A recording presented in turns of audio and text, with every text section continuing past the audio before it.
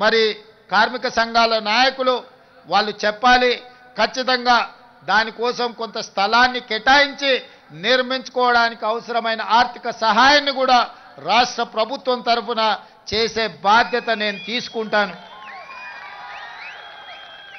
అదేవిధంగా ఫైటర్స్కి, సినీ కార్మికుల యొక్క ప్రాక్టీస్కి కొంత స్థలం కేటాయిస్తే బాగుంటుంది అని ఇంకొంతమంది చెప్పారు.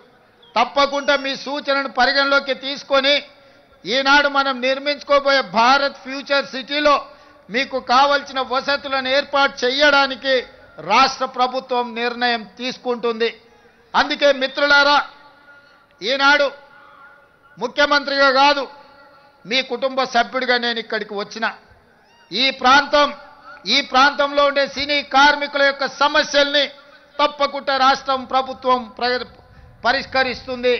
మీ సంఘ నాయకులు చెప్పినారు 10 సంవత్సరాలలో మేము ఏనాడు కూడా ముఖ్యమంత్రి గారిని కలవలేదు అని. ఈనాడే కాదు, ఏనాడైనా మీకు అవసరమైనప్పుడు, మీకు ఆపద ఉన్నప్పుడు మీ సోదరుడు రేవంత్ రెడ్డి తెలంగాణ ముఖ్యమంత్రి మీకు అండగా నిలబడతాడని ఒక్క అంశాన్ని మీరు గుర్తుపెట్టుకోండి. మహాభారతంలో చాలా గొప్ప గొప్ప క్యారెక్టర్స్ ఉన్నాయి, కానీ నాకు నచ్చిన క్యారెక్టర్ కర్ణుడు. ప్రాణం పోయినా మిత్రుల కోసం నిలబడ్డా, తెలుసు ప్రాణం పోతుందని, కానీ మిత్ర ధర్మాన్ని ఉల్లంఘించకుండా ఆనాడు కర్ణుడు ప్రాణాలను సైతం వదిలిండు. అందుకే ఈనాడు కూడా చరిత్రలో కర్ణుడి యొక్క త్యాగం గురించి మనం మాట్లాడుకుంటాం. అందుకే ఇవాళ చెప్తున్న మిత్రుడుగా మిత్ర ధర్మాన్ని, మీ సమస్యల్ని పరిష్కరించే బాధ్యత నాది. మీకు అండగా నిలబడతా, మీ సమస్యల్ని పరిష్కరిస్తా. మీకందరికీ తెలుసు, నిర్ణయం తీసుకోనంతసేపు నేను ఆలోచన చేస్తా, నిర్ణయం తీసుకున్న తర్వాత అమలు చేస్తే ఇంకా ఆలోచన చెయ్యను. ఈనాడు మీకు అండగా నిలబడాలనే నిర్ణయం తెలంగాణ రాష్ట్ర ప్రభుత్వం తీసుకున్నది. ఖచ్చితంగా కార్మికులకు సహేతుకమైన సమస్యల్ని పరిష్కరించి రాష్ట్ర ప్రభుత్వం వైపు నుంచి మీకు అండగా నిలబడి మిమ్మల్ని ఆదుకునే బాధ్యత తెలంగాణ రాష్ట్ర ప్రభుత్వం తీసుకుంటుంది. ఇంకా ఏమైనా సమస్యలు ఉన్నా నవంబర్ చివరికి మళ్ళా మిమ్మల్ని అందరినీ పిలుస్తా, మీ సంఘాల నాయకులని కలుస్తా. నవంబర్ చివరి వారంలో మీతో కూర్చుంటా. డిసెంబర్ 9 నాడు 2వ సంవత్సరం తెలంగాణ రాష్ట్ర ప్రభుత్వం ఏర్పాటు చేసి ఉత్సవాలు జరుపుకోబోతున్నాం. డిసెంబర్ 9 నాడు మీకేమేమి చెయ్యబోతున్నామో ఆనాడు స్పష్టంగా ప్రభుత్వం ఆదేశాలు ఇస్తుంది. ఈ 2 నెలల్లో మీ పిల్లల చదువుల కోసం స్కూల్ కానీ, నిధులు కానీ, మీ కార్యాలయం కోసం స్థల కేటాయింపు కానీ, మీ వెల్ఫేర్ ఫండ్ కోసం నిధులు కానీ, దీనికి సంబంధించి ప్రతి విషయంలో నిర్దిష్టమైన ప్రణాళికతోని తెలంగాణ రాష్ట్ర ప్రభుత్వం ముందుకు వస్తుంది.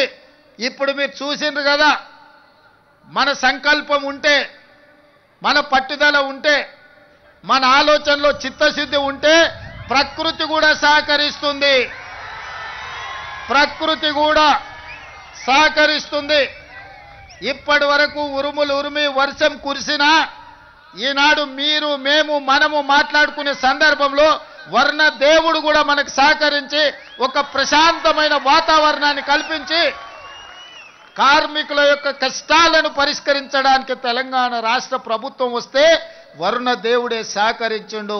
ఇంతకంటే గొప్ప సన్నివేశం ఏ సినిమాలో అయినా ఉంటుందా? అందుకే మిత్రులారా, ఇవాళ మీ అందరి పక్షాన మీకు అండగా నిలబడడానికి ఇక్కడికి వచ్చిన. ఇక్కడి నుంచి మీ సమస్యల్ని పరిష్కరించే బాధ్యత నాది. మీ సంఘాల నాయకులతో పాటు ఈ కార్యక్రమాన్ని ఏర్పాటు చేసి ఈ వేదిక మీద ఉన్న పెద్దలకు, ముఖ్యంగా సాయంత్రం పిల్లలు స్కూల్ నుంచి వచ్చి పిల్లలకు సాయంత్రం వండి పెట్టాలన్న కార్యక్రమాన్ని కూడా మా అక్కలు, మా సోదరిమణులు, ఇంకొంతమంది ఈటీవీ, మా టీవీ సీరియళ్లను కూడా పక్కన పెట్టి ఈరోజు ఇక్కడికి వచ్చి ఈ కార్యక్రమంలో పాల్గొన్నందుకు మనస్ఫూర్తిగా మీ అందరికీ ధన్యవాదాలు, కృతజ్ఞత తెలియజేస్తూ మళ్ళొక్కసారి మీకు మాట ఇస్తున్నా, మీ సమస్యల్ని పరిష్కరించే బాధ్యత నాది. మిమ్మల్ని ఆదుకొని మొత్తం దేశ సినీ పరిశ్రమలకే, అది బాలీవుడ్ కావచ్చు, కోలీవుడ్ కావచ్చు, లేకపోతే తమిళనాడులో ఉండే ఫిల్మ్ ఇండస్ట్రీ కావచ్చు, ఏదైనా తెలుగు ఫిల్మ్ ఇండస్ట్రీ నుంచే నేర్చుకోవాలి. అందరికీ ఆదర్శంగా నిలబడే విధంగా మీ సమస్యల్ని పరిష్కరించే బాధ్యత నేను తీసుకుంటున్నాను తెలియజేస్తూ మీ అందరి దగ్గర సెలవు తీసుకుంటున్న ధన్యవాదాలు మిత్రులారా.